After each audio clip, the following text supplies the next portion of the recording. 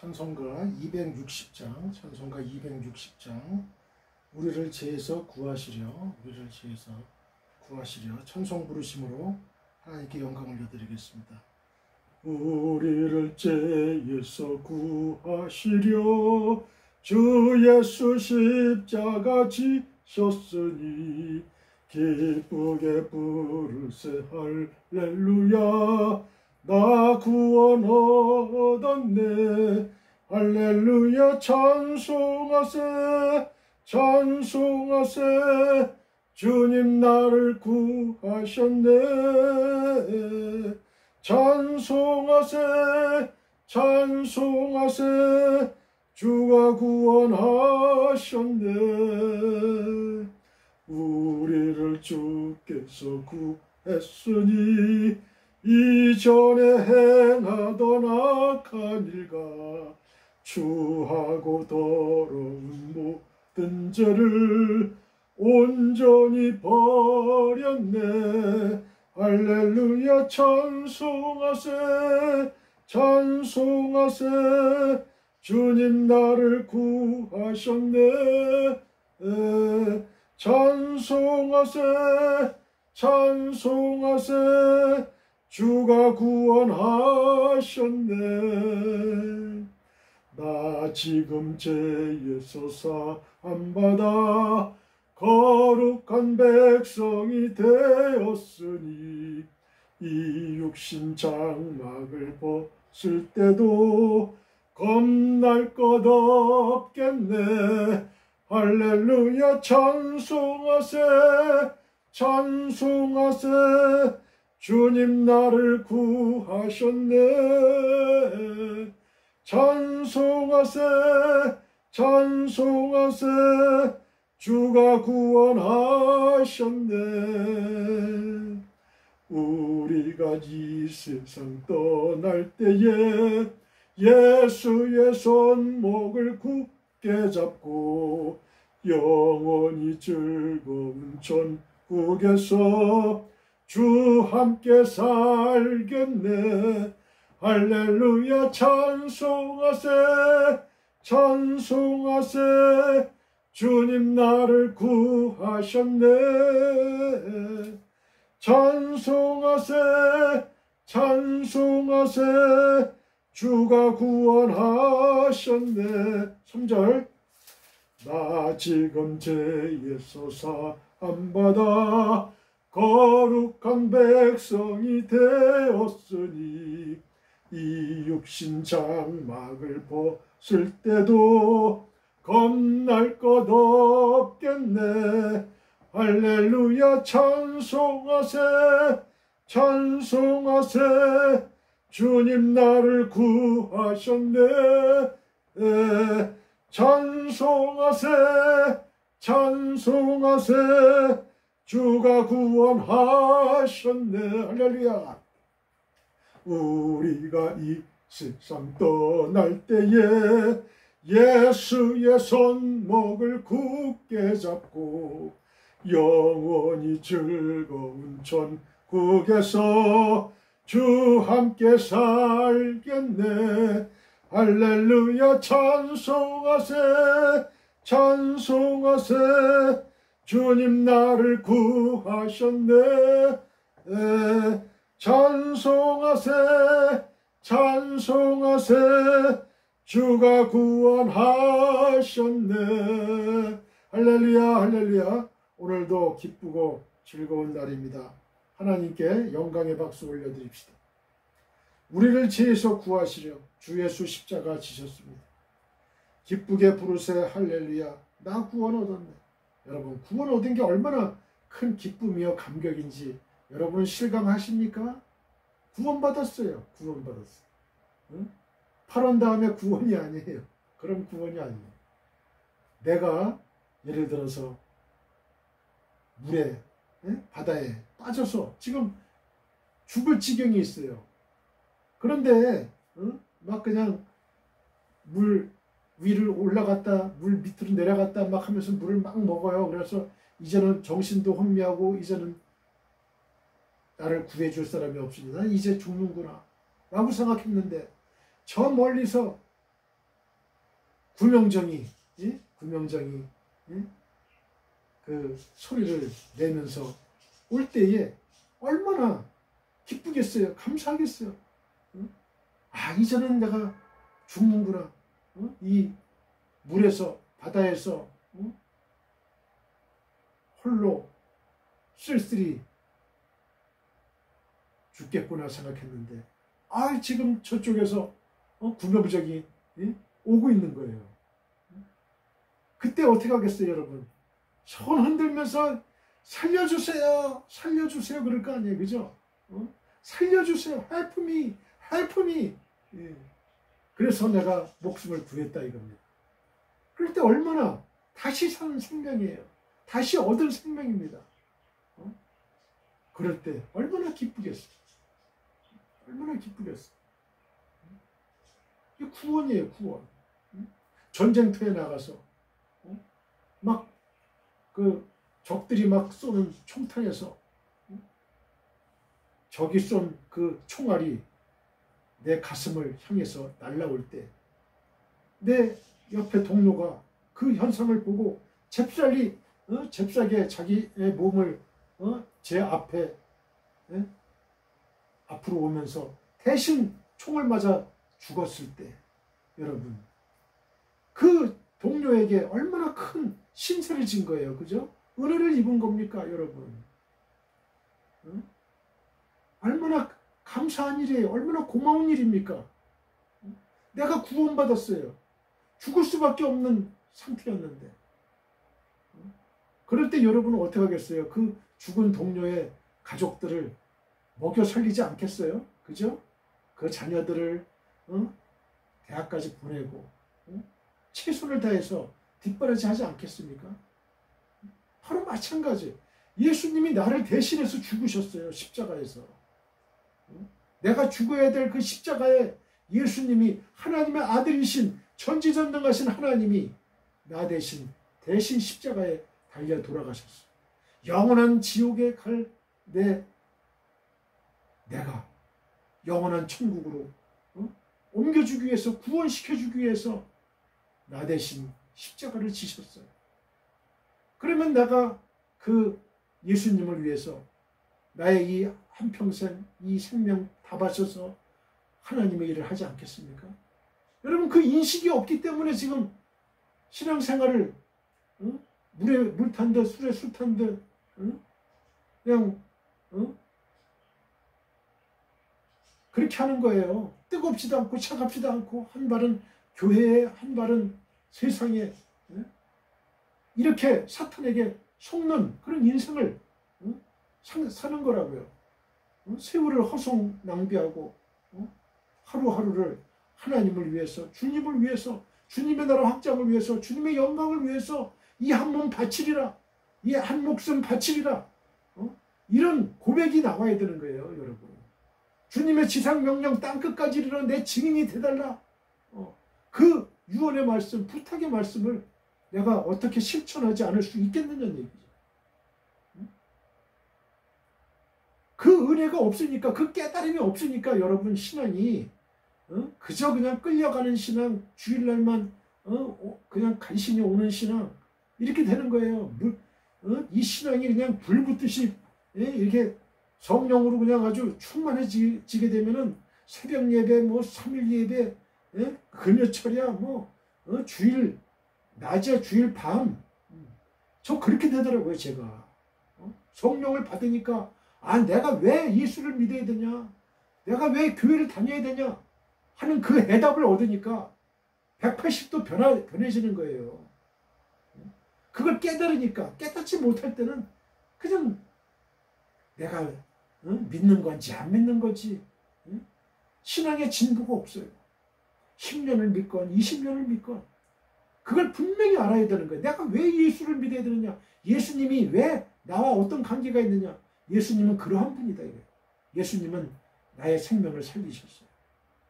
영원한 지옥으로 갈 수밖에 없는 내 인생을 영원한 천국으로 하나님의 아들, 딸로 나를 만드셨다.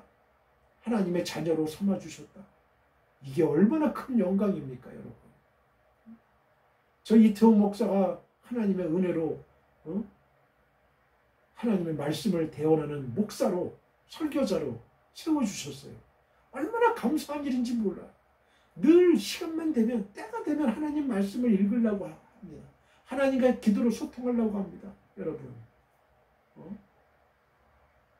그 하나님께서 저를 지금 사랑하시는가 봐요. 저는 제가 누누이 말씀드리잖아요. 1978년도 서울고등학교 졸업하고 서울 충무로에 있는 침례교 신학교를 1년 다니고 그만뒀다고요. 그때 저에게 그 멘토셨던 김재태 목사님, 그분이 이태원 목사는 아직 너무 어려, 젊어, 세상을 몰라, 인간을 몰라, 설교를 하려면 세상도 알고 인간도 알아야 돼.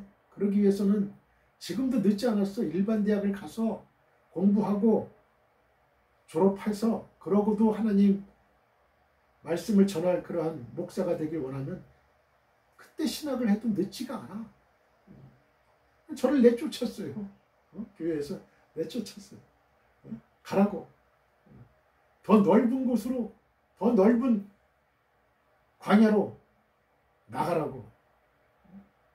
저를 오늘날의 이태원 목사를 만들었을 때는요, 저는 중학교 1학년 때 저희 담임 선생님이었던 국어 선생님, 한문 선생님이었던 문양근 선생님을 잊을 수가 없어요.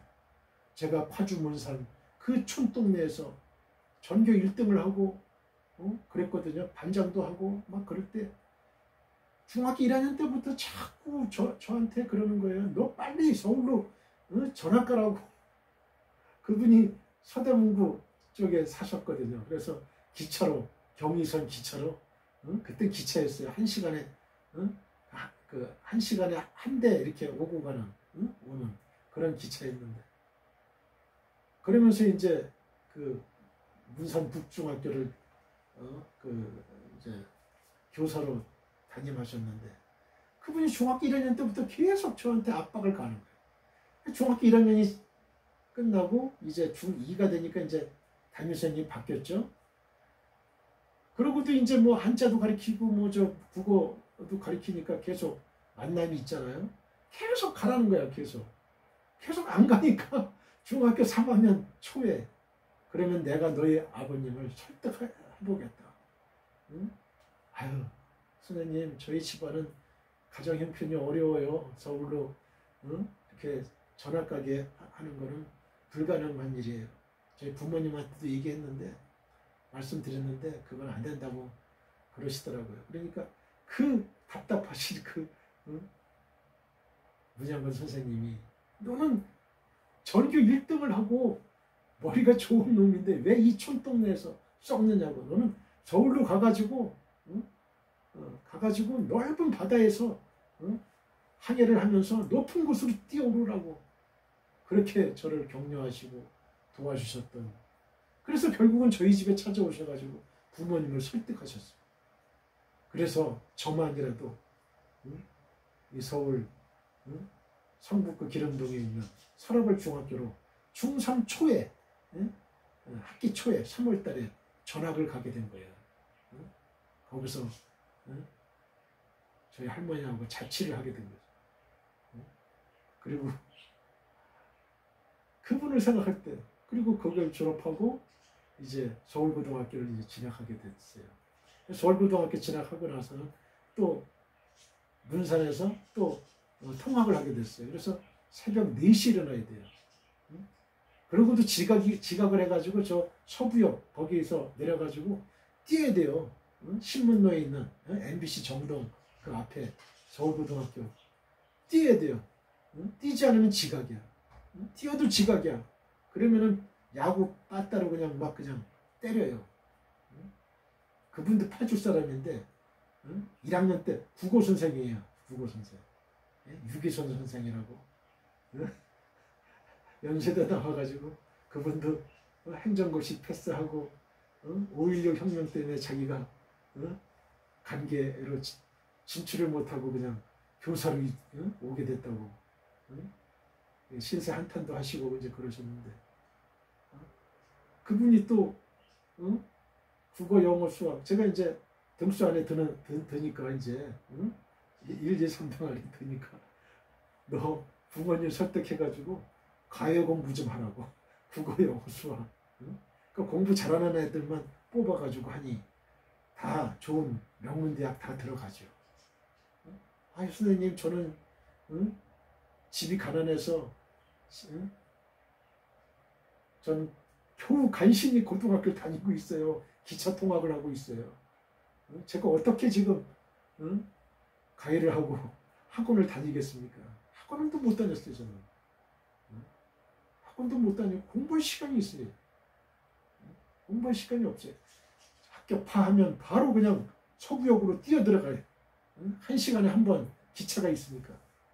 그거 타고 가고 차 안에서 조금 이렇게 책 좀 보고 참고서도 못 샀어. 참고서도 못 샀어요. 책 사는 것도 부담돼가지고 부모님 고생하시니까 그렇게 이제 그 학교 생활을 했습니다. 뭐 무슨 말 하려다 이런 말이 나왔는지 모르는데 나 구원 얻은 거예요. 찬송하세요, 찬송하세요. 주님 나를 구원하셨네, 구하셨네. 주가 구원하셨습니다. 찬송, 찬송 불러. 찬송을 부르는 데가 바로 하늘나라 하나님 계신 곳. 우리가 죽어서 천국 가는 게 아니고 이 땅에서도 천국을 누릴 수가 있어요. 맛볼 수가 있다고. 그 천국의 맛을 못 보는 사람은 참 불행한 사람이에요. 신앙생활을 하는데도 천국의 그 평화를 모르고 주님의 그 은총을 입지 못하고 주님의 그 은혜를 입지 못하는 사람들이 얼마나 불쌍한 사람들. 우리를 주께서 구했으니 이전에 행하던 악한 일과 추하고 더러운 모든 죄를 온전히 버렸네. 성령 충만 받으면 다 죄악은 다 사라지게 돼 있어. 빛이 오면 어둠이 사라지듯이 나 지금 죄에서 사함받아 거룩한 백성이 되었으니 이 육신 장막을 벗을 때도 겁날 것 없겠네. 겁날 건 없는 거예요. 왜? 죽으면 천국이니까 하나님 계신 천국으로 가야 되니까. 우리가 이 세상 떠날 때에 예수의 손목을 굳게 잡고 영원히 즐거운 천국에서 주와 함께 살겠네. 이러한 축복의 강물이 우리에게 온 것이에요. 이건 돈으로 어떻게 살 수가 없는 거야. 돈으로 살 수가 없는 거예요. 증시에서 뭐 블랙 먼데이다 해가지고 뭐 137조가 증발이 됐다고 하고 137조 가지고 천국 갈 수 있습니까? 여러분? 500조 가지고 천국 갈 수 있습니까? 돈이 아무리 여러분 몇천조 몇만조를 준다 하더라도 천국을 갈 수가 없는 거예요. 우리는 공짜로 너무나 귀하기 때문에 바람을 여러분 공기를 물을 우리는 공짜로 우리는 얻는 거예요.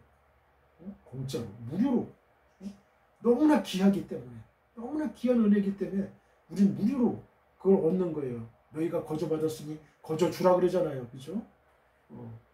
오늘날의 이태호 목사가 되기까지 여러분 하나님은 저를 너무나 감싸주시고 인도하시고 많은 멘토를 그때그때마다 붙여주시고 많은 멘토를 붙여주시잖아요. 지금은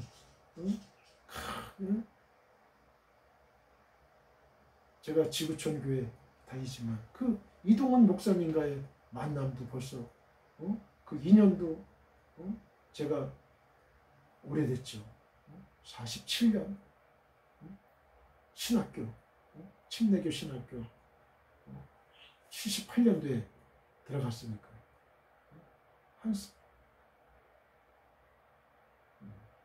많이 또 하나님 말씀 제가 이동훈 목사님부터 듣고 그리고 좋은 말씀 주시고 그러니까 많은 후배들이 이렇게 양성이 되는 거예요. 후배들이 저도 설교를 하면서 또 제가 또 멘토가 돼서 많은 또 후배 목사님들이 또 양성이 되는 거예요. 이게 선순환이 되는 거예요. 선순환. 그런 그 좋은 그 멘토들이 많이 생성이 돼야 돼요. 좋은 멘토들이. 하나님은 그 한 사람의 진정한 목사, 하나님의 사람인 목사를 만들기 위해서 얼마나 큰 투자를 하시고 정성을 쏟아주시고 많은 사람을 붙여주시고 용광로처럼 그 팔팔 끓는 그 생물에 그냥 녹여가지고 쇳덩어리에 녹여가지고 생물이 아주 그 정금과 같이 나오는 아주 그런 신앙, 그런 신앙의 사람이 되는 거예요. 많은 시련과 고통과 고난과 방황과 이런 걸 통해서 여러분 훌륭한 설교자, 좋은 하나님의 사람이 되는 거는 그렇게 단순간에 되는 게 아니에요. 긴 시간이 필요합니다. 하나님과 동행하는 긴 시간이 필요한 거예요. 그걸 아시고 이 설교를 할 때에 이태호 목사 인간의 말로 듣지 말라는 거예요.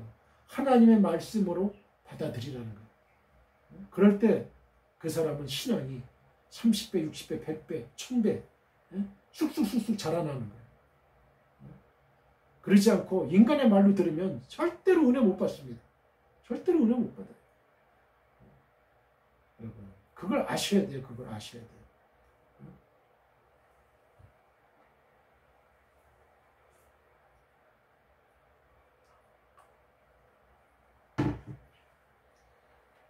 사랑하는 성도 여러분, 우리는 주님의 지상 명령을 따라 우리의 일평생을 전도와 선교를 해야 할 책임과 권리를 갖고 있습니다.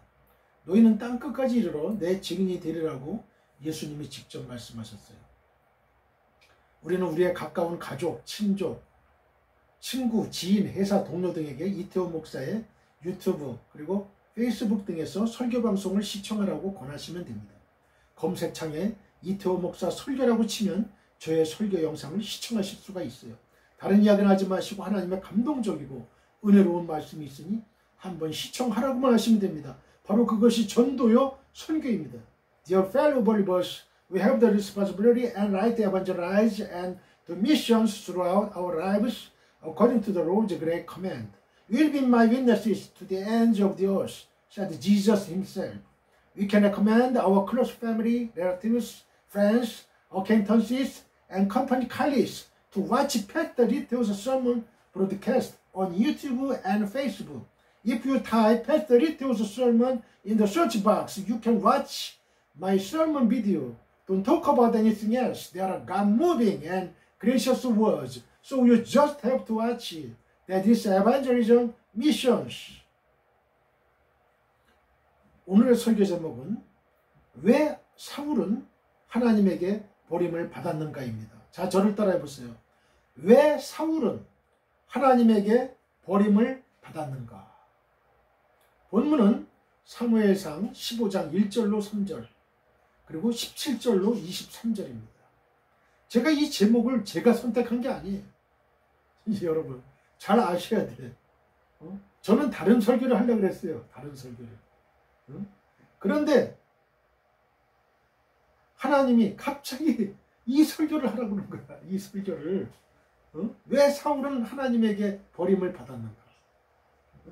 왜 이 말씀을 주셨는지 참 몰라요. 하나님이 주시니까 그대로 전하는 것 뿐이에요. 저는 다른 설교를 하려고 했어요. 다른 제목의 설교를. 본문 읽기 전에 저를 한번 따라해 주세요. 지구촌교회 수지성전 주일 2시 예배가 아주 하나님의 은혜가 넘친다면서요. 한번 앞뒤 좌우 사람들에게 이야기해 보세요. They say that the Sunday 2 o'clock service at the Global Church whose temple is very full of God's grace. Talk to the front, left and right people. 나만 은혜 받을 수 없어요. 다른 사람들도 천국자치 은혜의 자리에 초청합시다. 한번 앞뒤 좌우 사람들에게 이야기해 보세요. I cannot be the only one to receive grace. Let us also invite others to the heavenly banquet and the place of grace. Talk to the front, left and right people. 오늘도 하늘에서 성령의 은혜가 폭포수같이 떨어집니다. Today too, the grace of the Holy Spirit falls like a waterfall from heaven. 믿는 자는 아멘 하시기 바랍니다. Those who believe should say amen. 고백한 대로 될지어다. 아멘. Let it be done as you confessed. 아멘. 예수님만이 우리의 영원한 소망이요 목적입니다. Only Jesus is our eternal hope and purpose. 여러분과 여러분의 가정과 우리나라와 지구촌 교회 위에 주 예수 그리스도의 은혜와 하나님의 한없는 사랑과 성령의 교통하심이 영원히 함께 하시기를 간절히 축원드립니다. I sincerely pray that the grace of the Lord Jesus Christ, God's infinite love and the fellowship of the Holy Spirit will be with you and your family, our country, and the global church forever. 아멘. 다 같이 본문을 읽겠습니다. 사무엘상 15장 1절로 3절, 17절로부터 23절입니다. 사무엘이 사울에게 이르되 여호와께서 나를 보내어 왕에게 기름을 부어 그의 백성 이스라엘 위에 왕으로 삼으셨은즉 이제 왕은 여호와의 말씀을 들으소서. 만군의 여호와께서 이같이 말씀하시기를 아말렉이 이스라엘에게 행한 일 곧 애굽에서 나올 때에 길에서 대적한 일로 내가 그들을 벌하노니 지금 가서 아말렉을 쳐서 그들의 모든 소유를 남기지 말고 진멸하되 남녀와 소아와 젖 먹는 아이와 우양과 낙타와 나귀를 죽이라 하셨나이다 하니 다 죽이라는 거예요. 그냥 어린애부터 해가지고 남녀노소 젖 먹는 아이까지 우양 낙타 나귀 다 죽이라는 거예요. 아말렉을 다 진멸하라는 거예요. 하나님이. 사무엘이 이르되 17절입니다. 사무엘이 이르되 왕이 스스로 작게 여길 그때에 이스라엘 지파의 머리가 되지 아니하셨나이까. 여호와께서 왕에게 기름을 부어 이스라엘 왕을 삼으시고 또 여호와께서 왕을 길로 보내시며 이르시기를 가서 죄인 아말렉 사람을 진멸하되 다 없어지기까지 치라 하셨거늘. 다 없어지기까지 치라 해요. 다 멸절을 시켜라. 다 죽이라는 거예요. 어찌하여 왕이 여호와의 목소리를 청종하지 아니하고 탈취하기에만 급하여 여호와께서 악하게 여기시는 일을 행하였나이까. 사울이 사무엘에게 이르되 나는 실로 여호와의 목소리를 청종했다는 거예요. 사울은 여호와께서 보내신 길로 가서 아말렉 왕 아각을 끌어왔고, 아각은 사람 아니에요? 전번은 어린아이까지 죽이라 그랬는데 아각을 끌어왔어. 아말렉 사람들을 진멸하였으나 다만 백성이 그 마땅히 멸할 것 중에서 가장 좋은 것으로, 자기 변명이죠. 자기 합리화예요. 가장 좋은 것으로 길갈에서 당신의 하나님 여호와께 제사하려고 양과 소를 끌어왔나이다 하는지라. 양과 소 다 죽이라 그랬잖아요. 예수님이 제사를 받으려고 한 게 아니잖아요. 지금 엉뚱한 지금 답변을 하는 거예요. 지금 사울왕이. 사무엘이 이르되 여호와께서 번제와 다른 제사를 그의 목소리, 하나님의 목소리, 여호와 하나님의 목소리를 청종하는 것을 좋아하심같이 좋아하시겠나이까. 순종이 제사보다 낫고 듣는 것이 순양의 기름보다 나으니 이는 거역하는 것은 점치는 죄와 같고, 거역하는 것은 점치는 죄와 같고, 완고한 것은 사신 우상에게 절하는 죄와 같습니다. 왕이 여호와의 말씀을 버렸으므로 여호와께서도 왕을 버려 왕이 되지 못하게 하셨나이다 하니. 진짜 무서운 거죠. 사울 왕이 여호와 하나님의 말씀을 버렸다는 건 여호와 하나님을 무시했다는 거예요. 여호와 하나님을 버렸다는 거예요. 여러분 똑바로 알아야 돼요. 여호와 하나님의 말씀을 내가 버렸다. 그 여호와 하나님을 버린 거예요. 여러분 세상을 택했고 세상의 왕 마귀 사탄을 택했다는 거예요. 자기 이득을 택했다는 거예요. 순수하고 거룩하신 그 하나님의 일에 자신의 사리새욕을 첨가하면 반드시 상왕과 같은 버림받는 비참한 왕이 되는 거예요. 나중엔 죽잖아요. 전쟁터에서. 어떻게 살 것입니까, 여러분? 여호와 하나님의 말씀을 순종해야 돼요. 절대로. 99% 순종하고 1% 순종 안 하면 이것도 불순종이야. 100% 순종해야 됩니다. 100%. 여러분. 우리는 종종 세상에서 버림받은 사람들의 이야기를 듣게 됩니다. 남편에게 버림받은 여인의 이야기도 있고, 요즘은 아내에게 버림받는 남편들이 늘어나고 있다고 해요. 여러분, 우리 IMF 때 많은 가정들이 분리가 됐어요. 헤어지게 됐어요. 이혼하게 됐어요. 이혼율이 아주 상당히 높았습니다. 그리고 자살률도 상당히 높았어요. 그리고 회사 부도가 나가지고요, 도망 다니는 가장들이 얼마나 많았는지 몰라요. 그 뼈아픈 우리 현실이 있었습니다. 여러분, 잊으면 안 돼요. 절대 잊으면 안 됩니다. 금 모으기도 했고요. 아주 하나하나 다 이렇게 했어요. 나라 재정을 말아먹은 사람이 있고, 나라 재정을 충족시켜 놓은 사람이 있어요. 여러분, 얼마나 비참했는지 몰라요. 제 마음도 공허했고, 언제 이 IMF가 끝나나. 손꼽아 기다렸어요. 손꼽아 기다렸어요. 우리나라가 과연 언제나 해상이 될까? IMF에서 받은 원금을 언제 다 갚을까? 그때 가정의 해체가 많이 있었어요. 돈 못 버는 가장들은 이혼을 당하고. 그러면 안 되죠. 같은 부부라고 하면, 아니, 남편이 실직 상태에 있을 수도 있고, 또 돈을 또 잘 벌 수도 있고, 그런 것인데, 갑자기 돈을 못 번다고 남편을 하고 결별하는 거예요. 이혼하는 거예요. 이건 말이 안 되죠. 가정이 막 해체되는 거예요. 저도 어릴 때 저희 부모님이 막 싸우고 그럴 때 불안하죠. 어린 마음에. 혹시나 이혼하면 어떨까? 헤어지면 어떨까? 그럼 나는 고아원이 있거든요. 고아가 되겠지. 나의 미래는 아주 어두워지겠죠. 나의 동생들도 다 뿔뿔이 흩어지겠죠. 전 그런 걱정이 있었어요. 어린 마음에. 그러니까 절대 부부는 애들 보는 앞에서 절대 싸우면 안 돼요. 절대 싸우는 모습을 보여주면 안 돼요. 그 아이들이 받는 상처가 참으로 큽니다. 여러분.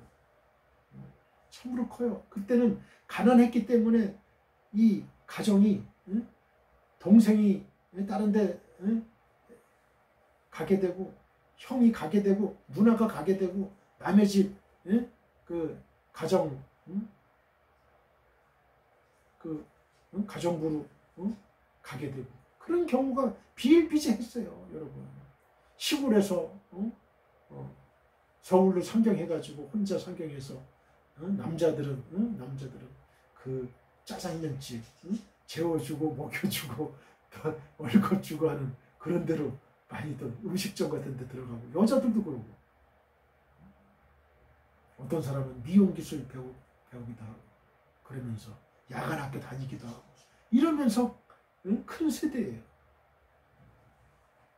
여러분, 절대로 그래가지고 어떤 남편은 실직을 했는데도 양복 입고 넥타이 매고 도시락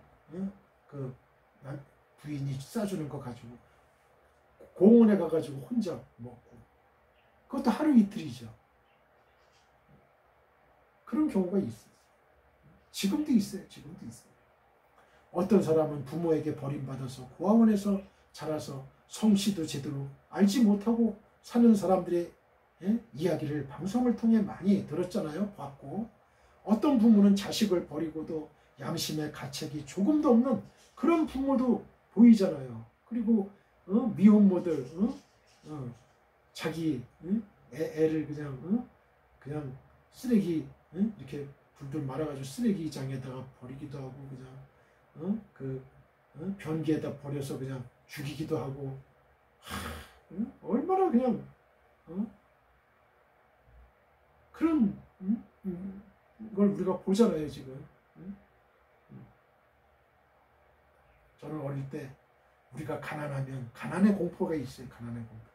가난하면 병이 들면 병원도 못 가서 죽겠구나, 이런 생각도 갖게 되고, 의료보험 없을 때. 그때는 병원 가는 게 두려웠어요. 아파도 아프다는 말을 못해요. 저도 감기가 걸려가지고요. 감기가 오래 이렇게 치료가 돼야 되는데 빨리빨리 치료가 안 되다 보니까 나중에는 초등학교 3학년 때 급성 신장염이 왔어요. 신장. 오줌을 못 넣는 거야. 그 오줌을 못 넣으니까 어때요? 이 몸이 퉁퉁 부어요.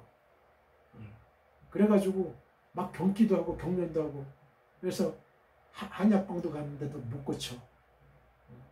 그래가지고 새벽에 제가 막 경기를 하고 경련을 일으키니까 택시를 불러가지고 아버지가 신촌 세브란스 병원에 갔는데 1시간만 늦었어도 저는 여기 없어요.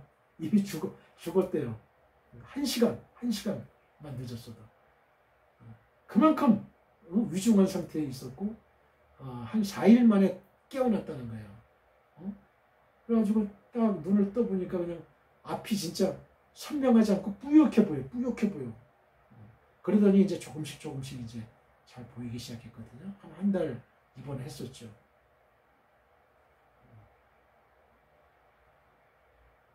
그런 공포가 있는 거예요. 어쨌든 누구에게든지 버림을 받았다는 것은 큰 충격이요. 비극이 아닐 수가 없죠. 그런데 더 큰 비극이 하나 있는데요. 하나님 앞에 버림을 받는 거예요. 하나님 앞에 버림을 당하면 멸망이고 지옥, 음부에 떨어지는 거예요. 오늘 본문은 사울 왕이 하나님 앞에 버림을 받는 이야기입니다. 사울 왕은요, 이스라엘의 초대 왕으로서 키도 크고 용모가 아주 준수한 사람이었어요. 최고 통치권자인 왕이라는 직책은 절대적인 권력의 자리고 그 자리는 오직 한 사람만이 앉아 있을 수 있는 자리죠. 그죠? 대통령 2명이 있을 수가 있어요? 아니죠. 한 명이야, 한 명. 사실 왕이란 되기도 어렵지만 왕의 위치를 제대로 지키기란 더 어려운 자리예요. 지키기가 더 어려운 자리예요. 왕이 누리는 권력이나 영화는 그 나라에서 오직 한 사람만이 누릴 수 있고 행사할 수 있는 거예요. 사울이 하나님의 은혜로 이스라엘의 왕이 된 것은 엄청난 축복이었고 크게 출세한 것이고 성공한 거예요. 그런 사울이 한순간에 하나님 앞에 버림을 받은 불쌍한 존재가 되어버렸습니다. 사울은 베냐민 지파 기스의 아들로 태어났는데 성경에 보면 사울이 아버지의 잃어버린 암나기를 찾으러 나섰다가 하나님의 사람 사무엘로부터 하나님의 지시로 기름 부음을 받아서 그의 나이 40세에 이스라엘의 초대 왕으로 즉위해서 40년간 통치한 왕이 된 것입니다. 그런데 13장에 보면 그가 왕위에 오른 지 2년 만에 블레셋과 전쟁을 벌였는데 사울의 군대는 3,000명이었고 고작 3,000명. 블레셋은 병거 3만, 마병이 6천, 군사는 해변의 모래알 같은 군대와 마주서게 되자 사울의 군대는 사기를 잃고 허둥대고 있었고 사울 왕의 마음은 조급해지기 시작했는데요. 전쟁에 나서기 전에 하나님께 제사를 드리고 나가야 되는데 하나님의 사람 사무엘은 정해진 날이 일주일이 지났음에도 불구하고 오지 않고 상황은 급하게 돌아가서 그만 제사장만이 할 수 있는 제사를 사울 왕 자신이 해버렸어요. 제사장이 해야 될 제사를.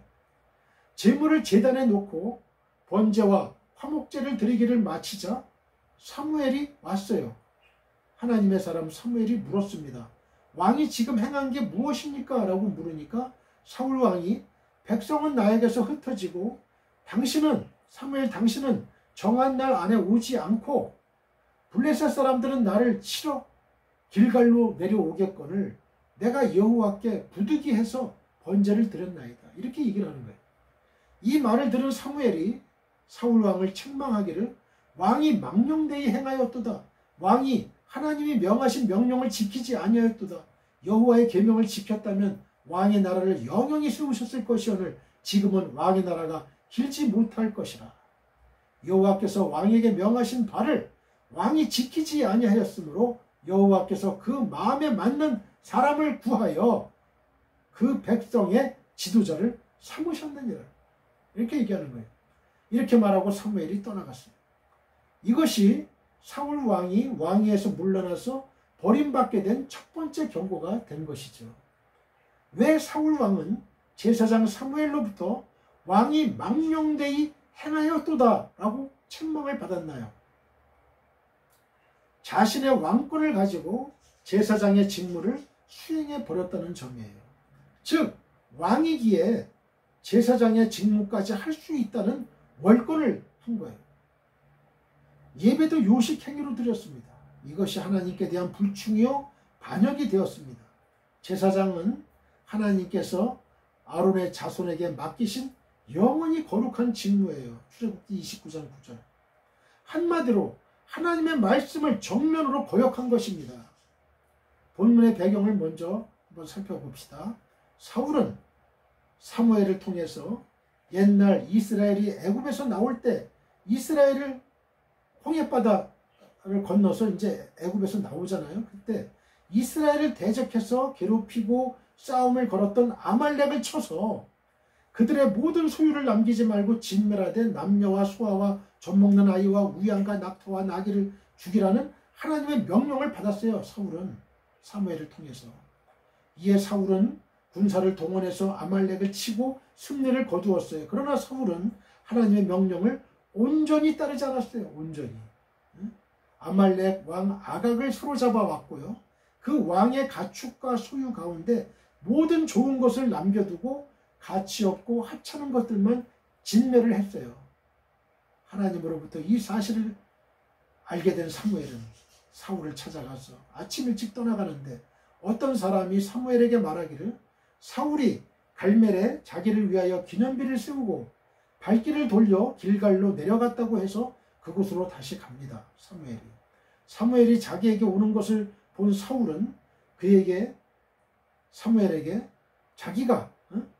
사울 자기가 하나님의 명령을 수행했다고 보고를 했어요. 그러자 사무엘이 물었습니다. 그러면 내 귀에 들려오는 이 양의 소리와 내게 들리는 소의 소리는 어찌 됨이니까? 다 죽이라고 했는데. 그러자 사울이 둘러대며 말하기를 그것은 무리가 아말렉 사람에게서 끌어온 것인데 백성이 당신의 하나님 여호와께 제사하려고 양들과 소들 중에서 가장 좋은 것을 남김이요 그 외의 것은 우리가 진멸하였나이다. 이렇게 얘기하는 거예요. 그러나 사무엘이 속아 넘어갈 리가 없지요. 사무엘이 사울에게 가만히 계시옵소서. 간밤에 여호와께서 내게 이르신 것을 왕에게 말하리이다. 왕이 스스로 작게 여길 그때에 이스라엘 지파의 머리가 되지 아니하셨나이까. 왕이 스스로 겸손할 때에 이스라엘 지파의 왕이 되게 하지 아니했느냐 이런 얘기예요. 여호와께서 왕에게 기름을 부어 이스라엘 왕을 삼으시고 이르시기를 가서 죄인 아말렉 사람을 진멸하되 다 없어지기까지 치라 하셨거늘 어찌하여 왕이 여호와의 목소리를 청종하지 아니하고 탈취하기에만 급해서 여호와께서 악하게 여기시는 일을 행하였나이까. 하나님의 말씀을 듣지 않은 거죠. 그러자 사울의 버티기가 시작이 돼요. 사울이 사무엘에게 말하기를 나는 실로 여호와의 목소리를 청종하여 여호와께서 보내신 길로 가서 아말렉 왕 아각을 끌어왔고 아말렉 사람들을 진멸하였으나 나는 진멸했다 이거예요. 다만 백성이 그 마땅히 멸할 것 중에서 가장 좋은 것으로 길갈에서 당신의 하나님 여호와께 제사하려고 양과 소를 끌어왔나이다 하며 앞서 한 말을 반복한 것입니다. 여러분, 본질을 왜곡하는 거예요 지금. 근본이 따로 있는데 본질은 뭐예요? 다 죽이라고 그랬잖아요. 사람이고 뭐고 사람 짐승 다 죽이라고 그랬는데 나는 죽였다 이거. 나는 죽였어. 근데 무리에게 책임을 전가하지요 지금. 그때 사무엘의 단호한 답변이 떨어집니다.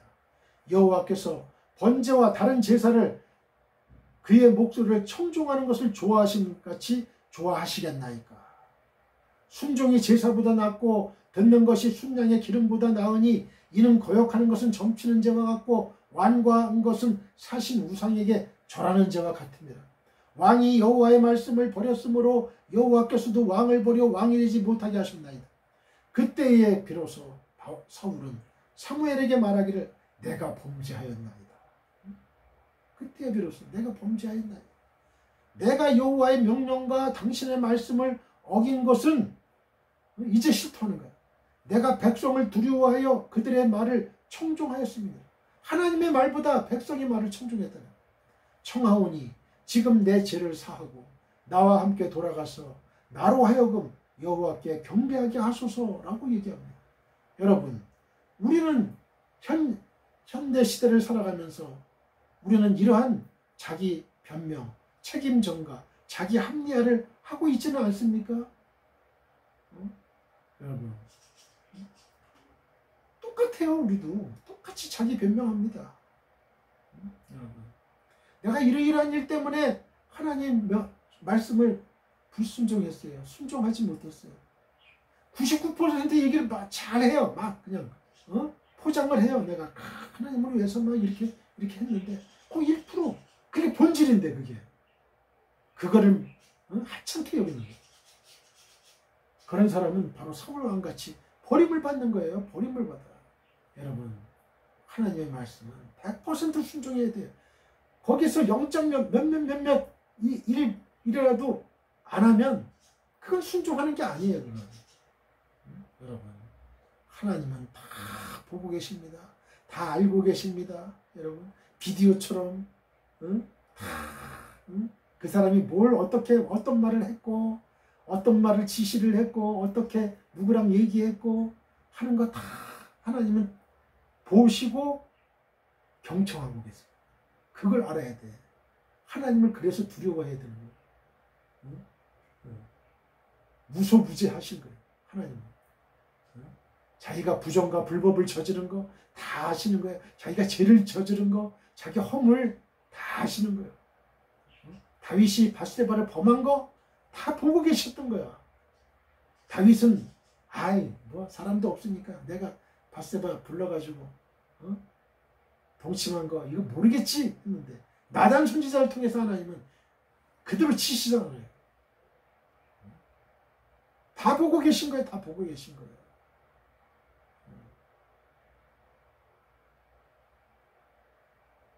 전지전능하신 하나님.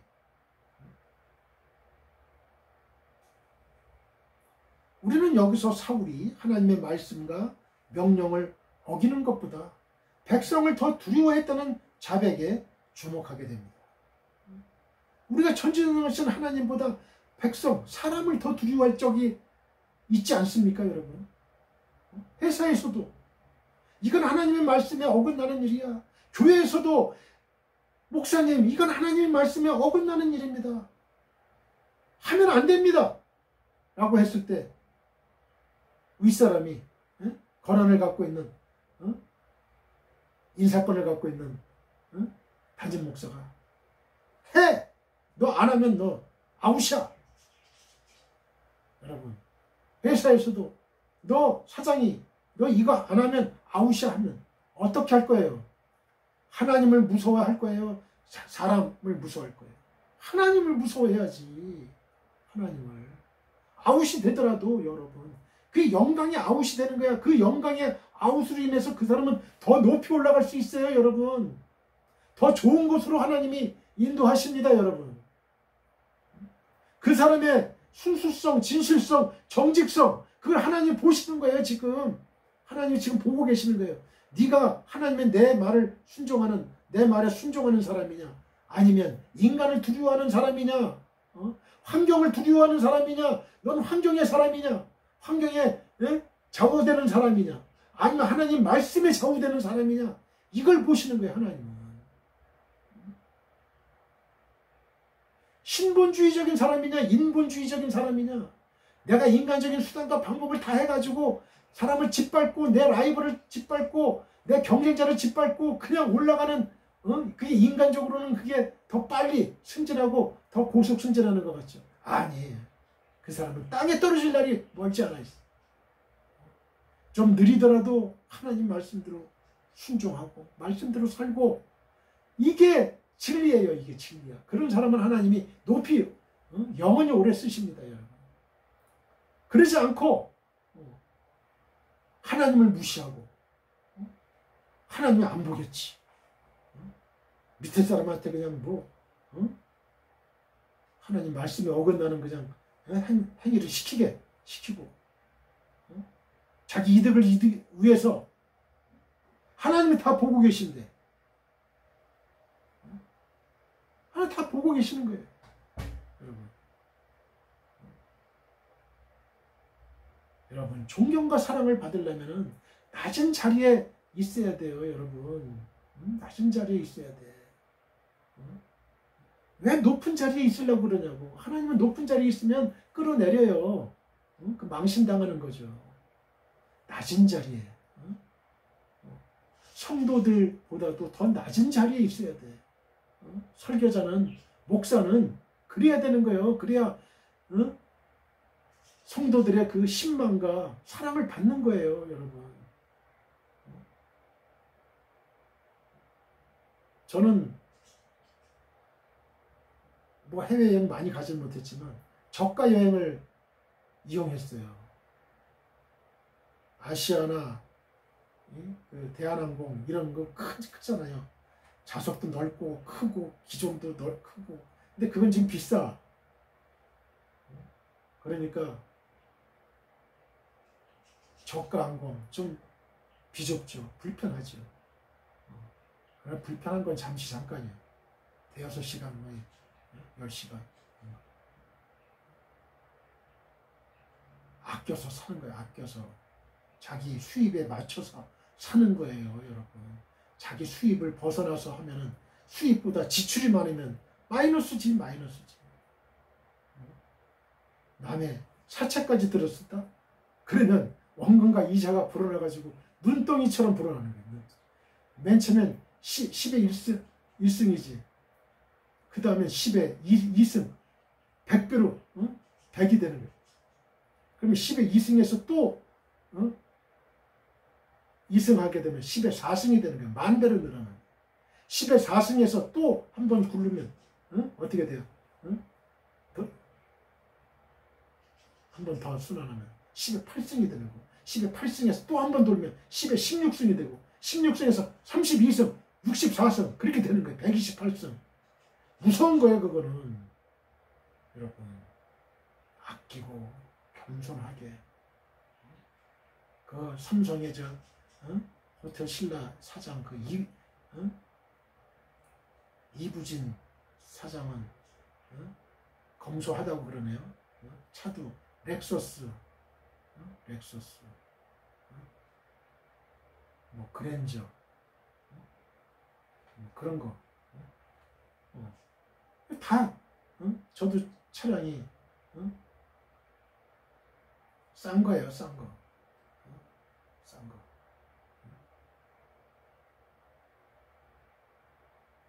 싼 거 타고 다니는 거예요, 그냥. 그래도 다 잘 운행이 돼요. 운행이 돼.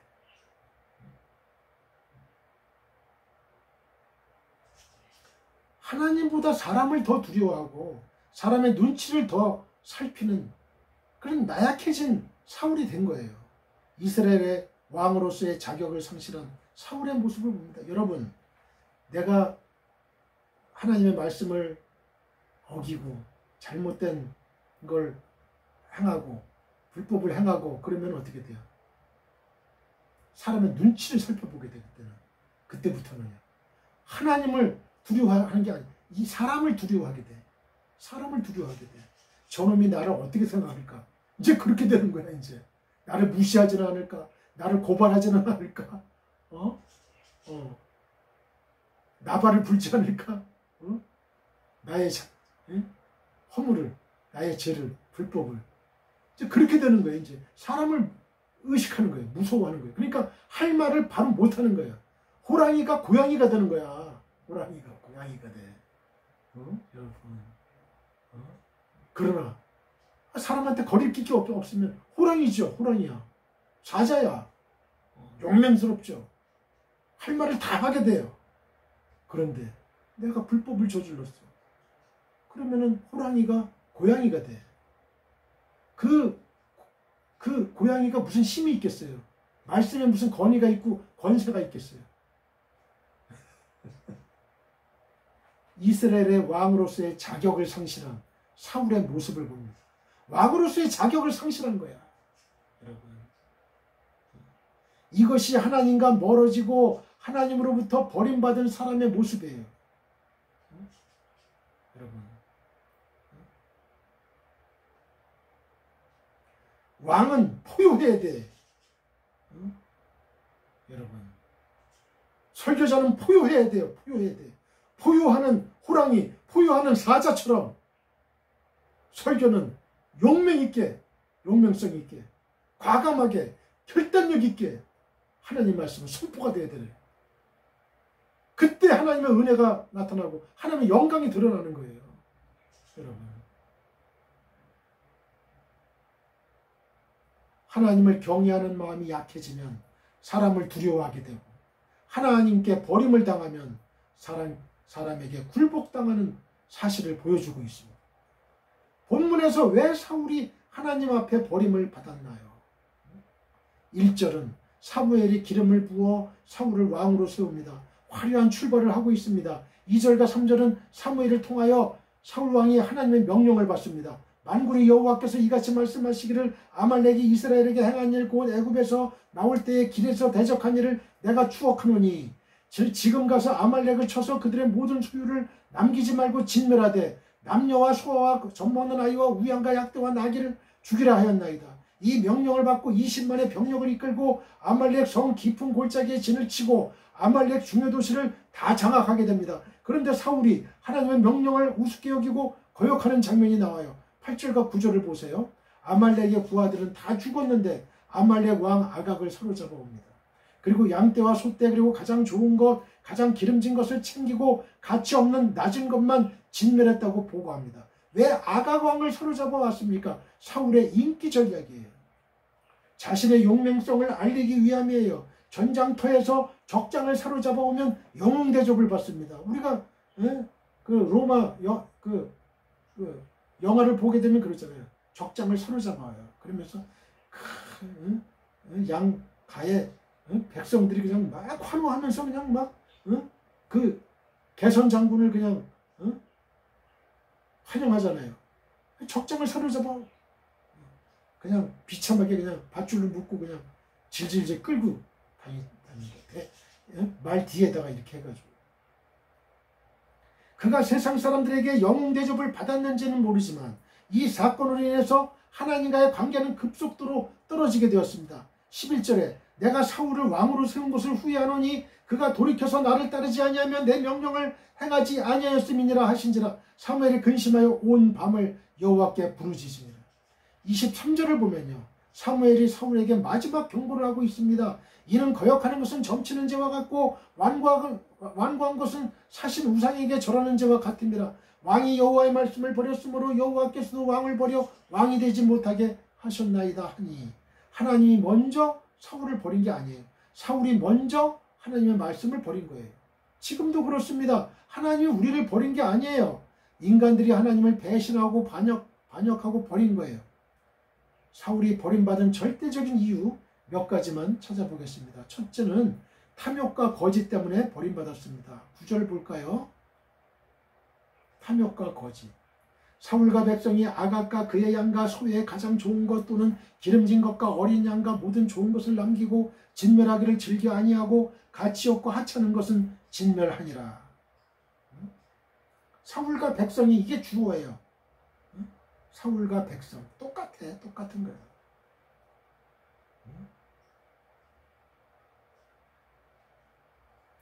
욕심이 생겨가지고 살찌고 좋은 양과 소를 죽이지 않고 끌고 왔어요. 3절에 하나님의 명령은 아말렉을 치되 하나도 남기지 말고 짐승까지도 진멸하라고 하셨어요.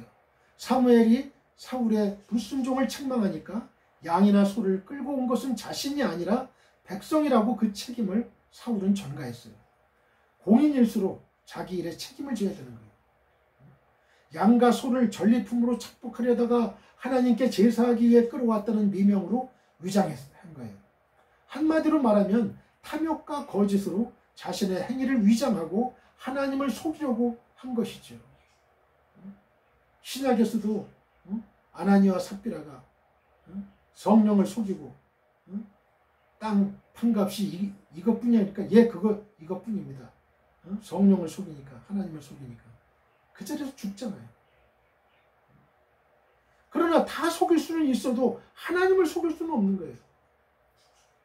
여러분, 영적으로 눈이 영안이 열리고 영귀가 열리면요, 영이가 열리면 다 보게 돼요. 다. 그 사람 거짓말합니다. 그 사람이 어떤 일을 했다는 것까지도 다 보여요. 불순종하고도 회개할 줄 몰랐습니다. 11절. 내가 사울을 왕으로 세운 것을 후회하노니 그가 돌이켜서 나를 따르지 아니하면 내 명령을 행하지 아니하였음이니라 하신지라. 사무엘이 근심하여 온 밤을 여호와께 부르짖으며. 불순종하고도 회개할 줄을 몰랐어. 응? 세상에는 두 종류의 사람이 있습니다. 세상을 향해 가다가 돌이켜서 하나님께로 돌아오는 사람이 있어요. 이러한 사람을 가리켜서 회개한 사람이라고 합니다. 누가복음 15장 탕자에 비유해 보면 둘째 아들이 아버지를 떠나 향락과 방종의 세계에 깊이 빠지게 됐어요. 방종이나 타락의 생활은 출발은 감미로워도 마지막은 비참해요. 아버지를 떠났던 탕자는 제멋대로 자유를 만끽했고 인생을 엔조이할 수 있었어요. 그러나 그것은 오래가지 못해 갈 곳이 없고 쓸 것이 없어졌어요. 돼지가 먹는 지역 열매마저도 마음껏 먹을 수가 없었어요. 그는 깨닫고 돌이켜 아버지께로 돌아왔습니다. 여기 아버지는 하나님을 상징한 것이고요. 아들은 성도를 상징한 거예요. 이 사람은 가진 재산을 모조리 탕진했고 술 친구고 또 주변에 맴돌던 여인들이 그의 곁을 떠났고 그가 갈 수 있는 길은 두 갈래였어요. 하나는 아버지의 품이었고 또 하나는 죽음이었어요. 그러나 그는 돌이켜서 아버지께로 돌아왔죠. 이것이 바로 탕자의 위대한 회개입니다. 위대한. 그래, 리펜턴스. 이 길이 살 길이에요. 이 길이 살 길이에요. 사랑하는 성도 여러분, 우리가 제약의 길에서 돌이켜 돌아오기만을 기다리고 계시는 하나님이 계신다는 것은 축복 중에 축복이에요. 여러분, 어제 TV 방송을 보니까 대학가에 마약 동아리가 있다고. 망조죠, 망조예요. 대학인의 수치, 대한민국의 수치. 어떻게 마약 동아리가 있을 수가 있어요? 이 사람들 다 구속해서 다시는 이 사회에 발붙이지 못하게 해야 돼. 어떻게 마약 동아리라는 게 있을 수가 있냐. 미국이나 서유럽, 서구라파에서 하는 거면 변도 수입하겠어. 오줌도 수입하고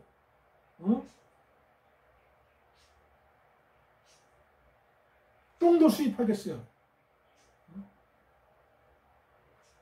미국인이 싼 똥은 그래 맛있어요 그게? 사도 바울은 나는 배설물같이 여긴다. 배설물은 어때요? 가장 가치가 없는 거예요. 뒤도 돌아보지 않잖아요, 여러분. 쓰레기 중에 쓰레기. 마약. 대학생들이 마약 동아리하고 마약 먹고 이러면 이 나라에 미래가 없습니다, 여러분. 어떻게 돼요? 그들이 지도자가 된다 그러면 어떻게 될 거예요, 여러분? 재삭선 사망이에요. 재 뿌리는 빨리 잘라버려야 되는 거예요. 엠번과 방처럼. 어떻게 인간의 그 성, 그걸 착취하고 협박하고 공갈쳐가지고 어린 아이들의 그 인생을 망치려고 하는 자기의 돈벌이에만 급급하고 이거는 쓰레기예요, 쓰레기. 쓰레기는 냄새가 나죠. 냄새가 나는 거예요. 여러분, 동물이나 사람의 시체가 부패가 되면 아주 썩은 냄새가 나죠. 응? 여러분, 그럼 어떻게 돼요? 빨리 치워버려야 되는 거예요. 빨리 치워버려야지. 하나님을 의지하고 살다가 세상을 향하여 떠나간 사람들이 있습니다. 이런 사람들을 가리켜 불순종의 사람, 배신의 사람, 무지몽매한 사람이라고 합니다. 예수님을 떠난 가룟 유다는 무지몽매하게 목매달아 자살하고 배가 터져 창자가 터져 나왔어요. 예수님을 부인하고 배신하고 떠난 사람들의 말로는 다 이와 같이 말로가 비참하다는 거예요. 죽음으로 끝난다는 거예요. 시편 49편 20절을 봅니다. 존귀하나 깨닫지 못하는 사람은 멸망하는 짐승 같도다 라고 했어요. 사울은 돌이켜 하나님을 좇지 않았을 뿐 아니라 하나님의 명령을 거역했습니다. 그러기에 본문 22절 23절에서 사무엘은 순종이 제사보다 낫고 거역하는 것은 사술의 죄와 같다고 했습니다. 사울은 순종하는 쪽으로 인생의 방향을 잡지 않고 불순종하는 방향으로 돌이켜 인생을 걷다가 버림받게 되었습니다. 사랑하는 성도 여러분, 하나님께서 원하시는 것은 순종이에요. 오직 순종입니다. 오직 순종. 제물이나 제사가 아니에요. 순종이란 말은 히브리어로 샤마예요. 샤마. 듣는다는 뜻이에요. 듣는다는 말과 순종이란 말은 같은 말이에요. 부모의 말을 듣는다는 것은 부모에게 순종한다는 뜻입니다. 결국은 잘 들어야 돼요. 듣는 게 중요합니다. 마음을 열고 들어야 돼요. 즐거운 마음으로, 지키고자 하는 마음으로 들어야 됩니다. 성자 프랜시스가 수도원에서 농사일을 하고 있는데 두 사람의 젊은이가 수도사가 되겠다고 왔어요. 그때 프랜시스는 아주 엄격한 심사를 거쳐서 수도생을 받아들였습니다. 그때 수도원 농장에 배추 모종을 심고 있었어요. 성 프랜시스는 젊은이들에게 배추 모종을 주면서 이 배추를 거꾸로 심으라고 했어요. 거꾸로. 뿌리를 하늘로 하고 그 잎을 땅에 심으라고 하고 프랜시스는 안으로 들어갔어요. 여러분, 뿌리가 땅에 꽂혀야 되고 잎이 하늘을 향해야 되는 게 정상 아닙니까? 근데 이 프랜시스는 분명히 얘기를 했어요. 뿌리를 하늘로 하고 잎을 땅에 심으라고 한 거예요. 그런데 한 젊은이는 조금 심다가 말고 배추 뿌리를 하늘로 향하게 심다니 있을 수 없는 일이라고 불평하고 뿌리를 땅에 심었어요. 그러나 한 젊은이는 프랜시스가 말한 대로 거꾸로 계속 심었어요. 프랜시스는 석양에 나와서 보고 거꾸로 심은 사람은 수도생이 되게 하고 옳게 심은 사람은 집으로 가도록 했어요. 자기 말 안 들었다 이거예요. 왜 그랬을까요?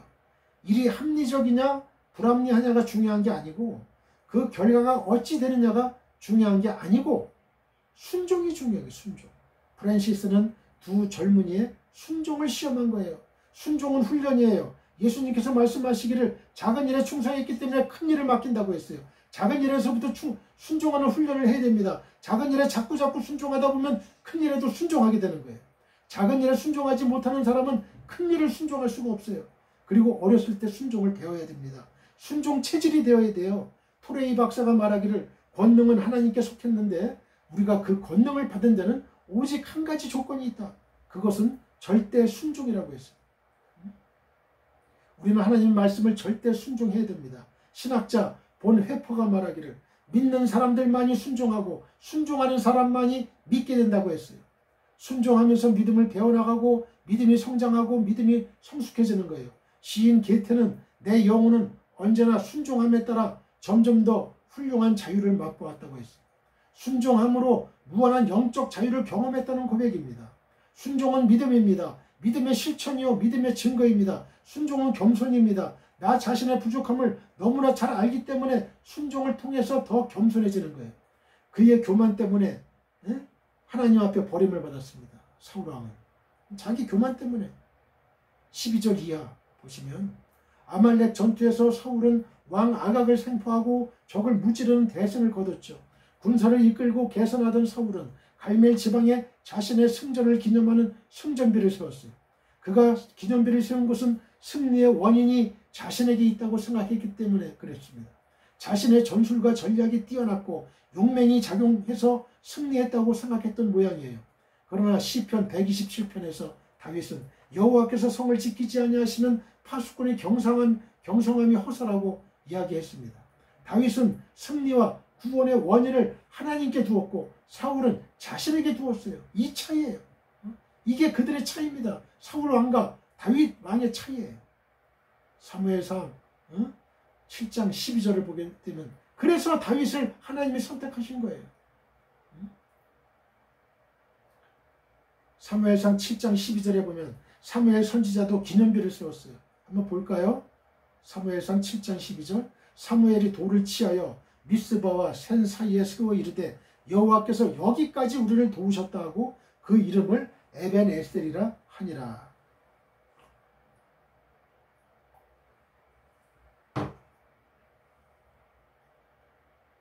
에벤에셀의 뜻이 뭐예요? 여기 나오죠. 여기까지, 하나님께서 여기까지 우리를 도우셨다.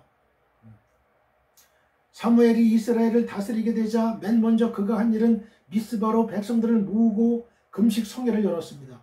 하나님께 회개하자라는 주제로 부흥 성회가 열린 것이죠. 그 소문을 블레셋이 들었습니다. 지금 이스라엘이 금식하고 기도회에 모이고 있다. 기회는 이때다. 그들이 금식하고 힘이 없을 때 쳐 부수자. 그래서 이스라엘은 블레셋과 전쟁을 하게 되었다는 거예요. 이 전쟁에서 하나님은 우레소리를 발해서 블레셋 진영을 쑥대밭으로 만들어버렸고 이스라엘은 큰 승리를 하게 됐습니다. 이것을 기념하는 기념비는 미스바와 센 중간 지점에 세우고 그 이름을 에벤에셀, 여호와께서 여기까지 우리를 도우셨다는 기념비를 세운 거예요. 같은 기념비입니다만 사무엘은 하나님을 위해서 세웠고 사울은 자신을 위해서 세웠던 거예요. 이것이 교만입니다. 에러건스 교만이에요. 하나님은 교만한 개인도 권력도 기뻐하지 않으십니다. 전쟁을 승리한 것은 하나님의 그 크신 능력으로 되는 것이지 자기 힘으로 되는 게 아니에요. 그러면 하나님께 감사하고 하나님께 영광을 돌렸으면 그만이에요. 어디다 대고 기념비를 세우는 것입니까? 어떤 경우도 자기 이름을 내는 것을 하나님은 기뻐하지 않아요. 하나님께 돌아갈 영광을 가로챘습니다. 말라기서에 보면 11조를 내지 않는 사람들을 하나님의 것을 도적질한다고 했어요. 왜 너는 하나님의 것을 도적질하느냐 책망하시는데 하나님의 영광을 도적질하는 것은 하나님께 돌아갈 영광을 가로챙기는 거예요. 하나님의 영광을 가로막는 것이 얼마나 큰 죄입니까? 응? 믿음의 사람들에게 있어서 유일한 기념비는 오직 예수 그리스도의 십자가 외에는 없습니다. 바울은 스스로 자랑할 것이 있다면 십자가 외에는 자랑할 것이 없다고 했어요. 내가 나된 것은 내가 능력이 있어서도 아니요 오직 하나님의 은혜로 된 것임을 바울은 분명히 했습니다. 십자가만이 우리의 기념비가 되어야 됩니다. 베드로 사도는 베드로전서 5장 6절에 그러므로 하나님의 능하신 손 아래에서 겸손하라. 때가 되면 너희를 높이시리라고 했어요. 진정으로 우리가 세상에 기념비를 세우기를 원한다면 겸손함의 기념비, 순종과 헌신의 기념비를 세워야 돼요. 바울은 자신이 전도한 사람들을 자신의 면류관이요 자랑이라고 했습니다. 기도의 여인 한나에게 있어서 사무엘이야말로 하나님 앞에서 참된 기념비였습니다. 예레미야는 자신의 민족을 사랑하고 영혼을 사랑하는 눈물의 기념비를 세웠습니다. 욥은 고통 중에도 주신 자도 하나님이요 취하신 자도 하나님이라면서 하나님을 찬양하는 믿음의 기념비를 세웠습니다. 우리 모두는 십자가를 통해 믿음의 기념비를 세울 수 있습니다. 기도의 기념비, 섬김의 기념비, 헌신의 기념비, 사랑의 기념비, 전도의 기념비를 세울 수가 있습니다. 우리는 세상 사람들이 알아주고 자신의 이름을 기념하기 위한 기념비가 아니라 하나님이 인정하시는 하늘의 기념비, 십자가의 정신으로 가득 찬 헌신의 기념비를 세워야 됩니다. 사울이 세운 기념비는 그에게 기름을 붓고 그를 위해 기도하던 사무엘 선지자를 밤을 새워 근심하며 여호와 하나님께 기도하게 하는 근심의 기념비였고 교만의 기념비였던 것입니다. 자신을 위해 기념비를 세우는 사람을 하나님께서는 사용하실 수가 없습니다. 사울이 먼저 하나님의 말씀을 버렸습니다. 23절에 왕이 하나님의 말씀을 버렸다고 했고 26절에 왕이 여호와의 말씀을 버렸다고 2번이나 기록하고 있습니다. 하나님의 말씀을 버렸다는 것은 말씀이신 하나님을 버렸다는 거예요. 아말렉을 진멸하라, 진멸하되 다 진멸하라. 이 명령을 어겼고 버렸기 때문에 하나님이 사울을 버려 전쟁터에서 비참하게 죽게 했습니다. 로마서 10장을 보면 바울은 하나님의 말씀을 두 가지로 소개하고 있습니다. 헬라어로 첫째는 로고스라고 했고 또 하나는 레마라고 했습니다. 로고스는 들려지는 말이에요. 그러나 레마는 임하는 말씀, 내게 주시는 말씀이에요. 들리는 말씀과 임하는 말씀에는 차이가 있는데 그것은 듣는 사람의 자세에 따라 달라집니다. 나단 선지자가 사무엘하 12장에서 다윗의 간음죄와 살인죄를 책망합니다. 이에 다윗은 선지자의 말씀을 자신에게 주시는 하나님의 말씀으로 받아들여 7일 동안 눈물로 금식하며 회개했습니다. 다윗에게는 레마 즉 임하는 말씀이었어요. 그러나 사울은 다윗과 달리 임하는 말씀을 거역해버렸어요. 버림받은 결정적인 원인이 된 것입니다. 저도 오늘 이 설교 다른 제목으로 하려고 했는데 하나님 말씀이 임했어요. 레마가 임했어요. 그래서 제가 이 설교를 하는 거예요. 왜 하나님이 아말렉을 진멸하라고 하셨습니까? 그 이유를 알아야 돼요. 아말렉의 정체가 무엇입니까? 먼저 아말렉의 원래의 조상을 알아봐야 돼요. 창세기 36장 12절에 에서의 아들 엘리바스의 첩 딥나는 아말렉을 엘리바스에게 낳았으니 이들은 에서의 아내 아다의 자손이며, 아말렉은 에서의 손자 가운데 특별히 첩의 후손이에요. 그러니까 아말렉은 에서의 후손들이죠. 에서가 누굽니까? 이삭의 쌍둥이 아들로서 형으로 태어났는데, 에서는 영적인 축복권이나 하늘나라의 소망이나 장자의 축복권 같은 거는 아무런 미련이 없었고 단지 현실에 먹고 마시고 입는 쾌락에만 중심을 두는 자였어요. 지금 배가 고픈 현실이 더 중요하지 보이지 않는 미래의 장자의 축복은 별로 신경을 쓰지 않았어요. 그래서 그는 장자의 명분을 팥죽 한 그릇에 팔아버렸던 것이죠. 한순간의 만족을 위하여 영원한 기업의 보장을 포기한 자예요. 그러나 성경은 보이는 것은 잠깐이요 보이지 않는 것은 영원한 것이라고 했죠. 고린도후서 4장 18절에, 고린도후서 5장 7절에 믿음으로 행하고 보는 것으로 하지 말라고 했어요. 사랑하는 성도 여러분, 세상의 북이 영원한 순간이요 잠깐입니다. 에서는 한마디로 세상 쾌락에만 신경을 쓴 육신의 정욕 속에서 살아왔던 사람이에요. 신본주의 삶이 아니에요. 하나님 중심의 삶이 아닙니다. 인본주의로 자기 중심으로 살았던 사람이에요. 히브리서 12장 16절로 17절을 보면 에서의 전 삶을 한마디로 요약했는데 그를 어떻게 평했나요? 음행하는 자와 혹 한 그릇 음식을 위하여 장자의 명분을 판 에서와 같이 망령된 자가 없도록 살피라. 너희가 아는 바와 같이 그가 그 후에 축복을 이어받으려고 눈물을 흘리며 구하되 버림바가 되어 회개할 기회를 얻지 못하였느니라고 기록하고 있습니다. 장자의 명분을 판 것을 망령된 자라고 지금 얘기하고 있어요. 이 망령된 자는 세상 것을 최고로 아는 자입니다. 여러분, 우리 중에도 망령된 자가 있지 않습니까? 예수를 믿는다고 하면서도 세상 것을 최고로 알고 돈을 최고로 알고. 사무엘이 사울에게도 망령된 자라고 했어요. 인본주의를 의미합니다. 개인주의를 의미합니다. 이런 사람은 마지막 날 주님 심판대 앞에 서는 날 이를 갈며 슬피 울어봤자 그때는 이미 늦어요. 아말렉 족속들이 바로 이스라엘의 가장 큰 원수가 됩니다. 이스라엘이 애굽에서 나와서 가나안 땅을 향하여 갈 때 가장 큰 원수는 아말렉 족속이에요. 그들은 이스라엘을 괴롭혔던 족속이죠. 아주 어리석은 민족이에요. 뒤에서 공격을 했고 또 어린 아이들과 여자들을 공격을 했어요. 지금도 서양의 전통에 의하면 뒤에서 공격하는 것을 그렇게 싫어해요. 젠틀하지 않다 이거죠. 연약한 어린아이나 여자들을 공격하는 사람은 인간 취급을 하지 않습니다. 출애굽기 17장 8절을 보면 그때에 아말렉이 와서 이스라엘과 르비딤에서 싸우니라. 14절을 봅니다. 출애굽기 17장 14절, 여호와께서 모세에게 이르시되 이것을 책에 기록하여 기념하게 하고 여호수아의 귀에 외워 들리라. 내가 아말렉을 없이하여 천하에서 기억도 못하게 하리라. 그래서 사울 왕에게 아말렉을 쳐 부수라고 했는데 거역을 했던 거예요. 아말렉은 이스라엘이 애굽에서 나와 홍해를 건너 신 광야에서 모세로 하여금 반석을 쳐서 생수를 마신 이후에 아말렉이 나타났던 거예요. 이스라엘은 애굽에서 나올 때 제일 먼저 만난 원수가 바로 아말렉이에요. 성경을 보면 두 사상이 흘러가요. 신본주의 사상과 인본주의 사상입니다. 아벨은 신본주의 삶을 살았어요. 그러나 가인은 인본주의 삶을 살았던 것이죠. 이삭은 신본주의 삶을 살았어요. 그러나 이스마엘은 인본주의 삶을 살았습니다. 그런데 놀랍게도 인본주의 삶을 사는 자들이 먼저 태어났던 거예요. 아벨보다는 가인이 먼저 태어났어요. 육신의 정욕의 사람 가인이 영의 사람 아벨을 괴롭혔어요. 또 이삭보다는 이스마엘이 먼저 태어났어요. 하나님의 약속의 씨 이삭보다 이스마엘이 먼저 태어나서 이삭을 괴롭혔던 것이죠. 야곱보다 에서가 먼저 태어났어요. 그러면 이스라엘 백성을 계속 괴롭히는 아말렉은 무엇입니까? 바로 에서의 후손이라고 말했죠. 에서는 육신의 정욕 때문에 명분을 팔아버린 사람이에요. 야곱은 하나님의 사람이고 영적인 사람이죠. 하나님이 아말렉을 기억하라는 것은 영적인 사람들을 괴롭히는 세력이 있다는 사실을 기억하라는 말씀이에요. 우리가 지금 사는 시대에도 아말렉의 자손의 사람이 있어. 아말렉의 자손. 우리들을 괴롭히는 하나님의 자녀들을 괴롭히는 아말렉이 있다는 거예요.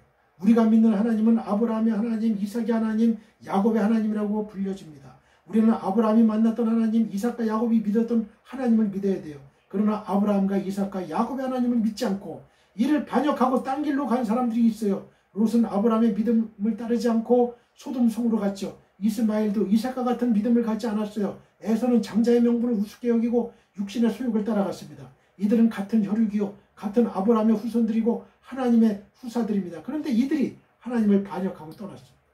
우리가 잘 알아야 될 것은 아브라함의 믿음을 따르지 않았던 롯은 결국 소돔 땅에 들어가서 자신의 아내를 잃고 사위도 잃었습니다. 두 딸과 함께 소돔성을 빠져나왔으나 불행하게도 불륜의 씨앗을 남겼는데요. 그 후손들이 바로 모압과 암몬 족속이에요. 모압과 암몬 족속은 계속 이스라엘과 싸우죠. 이삭과 대결했던 이스마엘은 아브라함이 애굽에서 들여왔던 하갈에게서 낳은 씨고, 이는 결국 이스라엘을 대적하는 아랍 족속이 된 거예요. 지금도 이스라엘과 아랍 국가 간의 싸움은 정실 부인의 자식과 첩의 자식 간의 싸움이에요. 야곱은 이스라엘의 거룩한 하나님의 이름을 받은 12지파의 조상이 되었지만 에서는 에돔 사람이 되었고, 또 그의 후손 가운데 이스라엘 민족을 대적했던 원수인 아말렉 조상이 된 거예요. 그래서 우리가 하나님을 믿을 때는 아브라함의 하나님, 이삭의 하나님, 야곱의 하나님을 믿어야 되는 거예요. 본문의 사울 왕은 불행하게도 자기가 살려준 아말렉 때문에 죽습니다. 아말렉 사람 때문에 죽어요. 사울이 블레셋과 싸우다가 화살을 맞아 부상을 입고 살 길이 없었어요. 그때 이 모습을 보고 달려온 청년이 있었는데요. 이 청년이 바로 아말렉 사람이었어요. 사무엘하 1장 9절. 이 청년이 사울 왕을 죽이고 그 머리에 있는 왕관과 팔에 있는 고리를 벗겨서 다윗에게로 가져왔어요. 사울 왕은 결국 아말렉 사람에게 죽임을 당한 것입니다. 사울 왕의 그 왕관을 아말렉이 벗겼습니다. 아말렉 사람이 벗겼어요. 면류관은 승리자가 쓰는 것이죠. 정치는 남을 누르고 이기는 세상에서의 승리예요. 여기서 이긴 사람이 왕관을 쓰는 거예요. 또 경기장에서 이긴 자가 면류관을 쓰죠. 그죠? 우리 파리 올림픽 하지만 가장 1등이 금메달, 그 2등이 은메달, 3등이 동메달 같잖아요. 그죠? 그러나 우리 믿음의 사람들이 쓰는 면류관은 달라요. 믿음으로 승리한 사람들만이 하늘의 면류관을 쓸 수 있습니다. 쉽게 표현하면 육신의 정욕을 이긴 자만이 하늘의 면류관을 쓸 수 있는 거예요. 하나님은 오늘도 우리를 향하여 아말렉을 진멸하라고 명령하십니다. 이스라엘의 원수는 애굽에 있는 게 아니에요. 자신의 한 혈육인 아말렉이에요. 너희 원수가 내 집안 식구리라 말씀하셨잖아요. 우리를 괴롭히는 것은 식구가 아닌 남이 아니에요. 바로 우리 식구. 이스라엘이 애굽에서 나와서 홍해를 건널 때 하나님께서 애굽 바로의 군대를 홍해바다에 다 몰살시켜버렸기 때문에 한 사람도 따라오지 못합니다. 그런데 에사의 후손인 에돔 족속과 아말렉이 나타나서 이스라엘을 괴롭혔어요. 아말렉을 쳐라.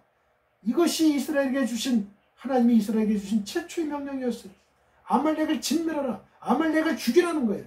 그런데 사울은 이 지구의 지도상에서 아말렉이란 민족은 없어지게 하라는 얘기예요. 그런데 사울은 아말렉 왕을 살려줬어요.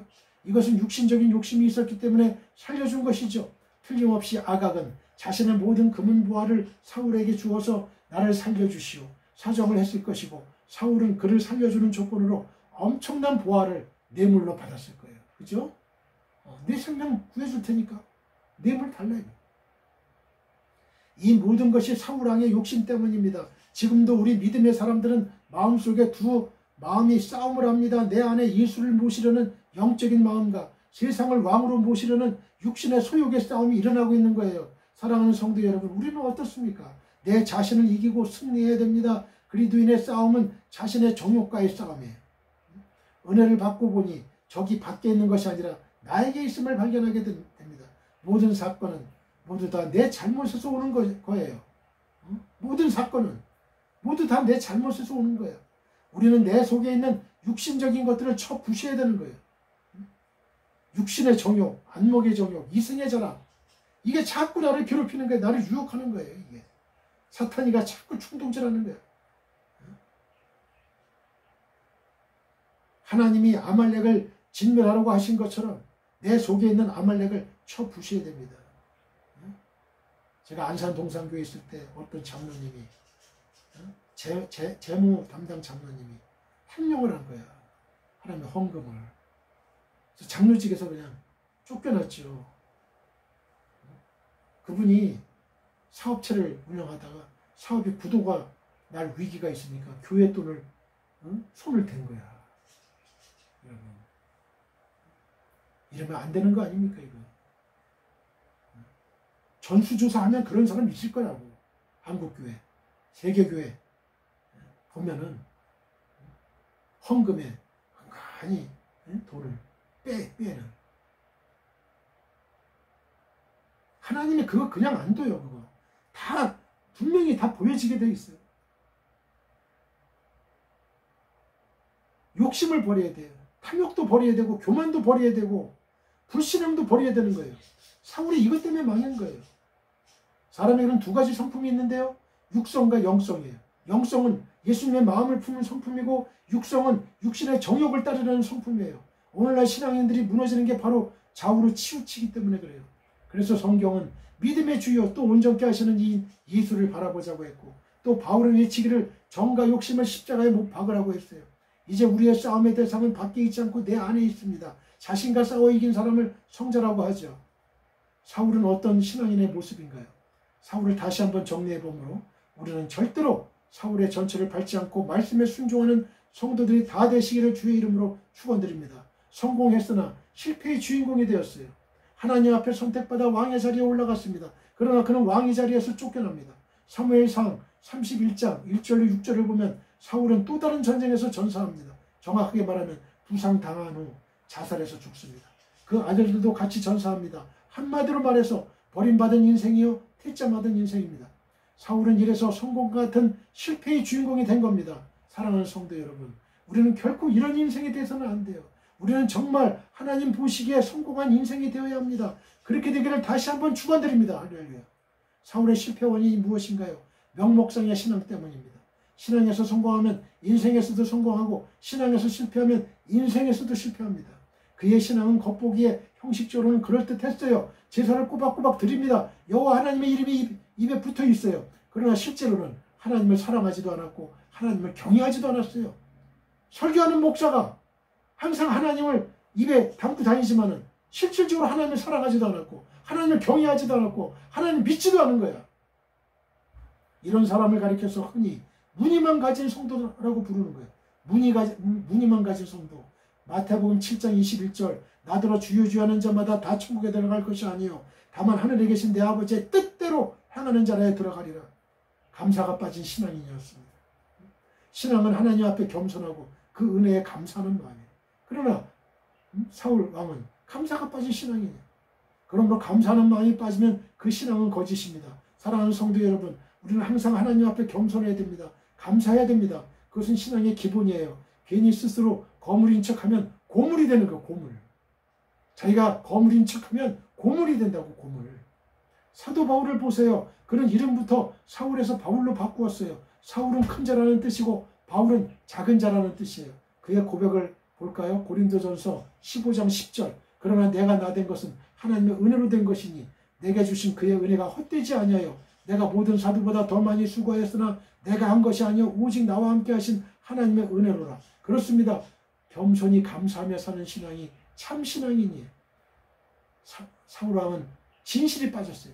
신앙은 진실이에요. 그리고 정직이에요. 하나님은 살아계신 분입니다. 그리고 언제 어디서 무엇을 하든지 함께 하시는 분이에요. 하나님의 이런 편재성을 믿는다면 진실과 정직은 기본입니다. 그런데 사울은 하나님의 눈을 속이려 듭니다.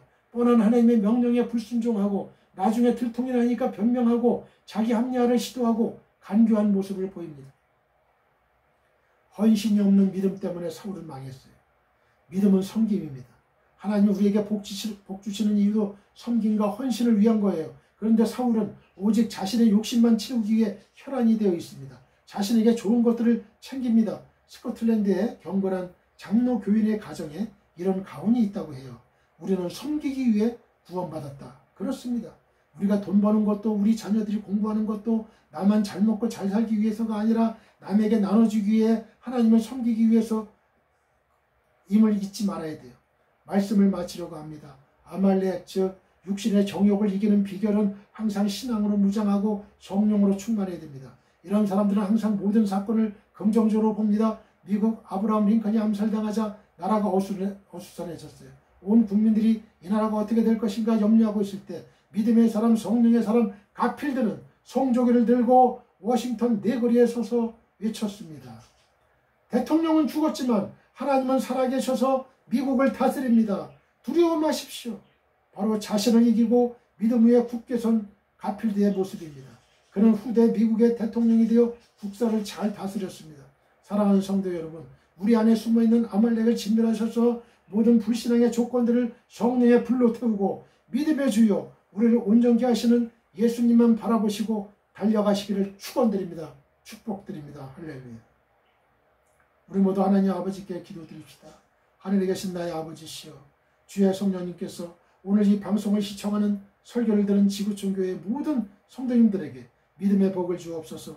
아말렉 즉 육신의 정욕을 이기도록 항상 신앙으로 무장하고 성령으로 충만하게 하옵소서. 예수님의 거룩하신 이름으로 기도드립니다. 아멘.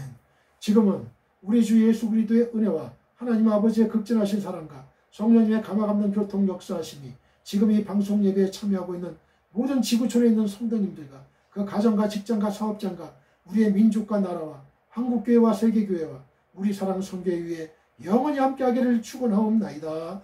아멘.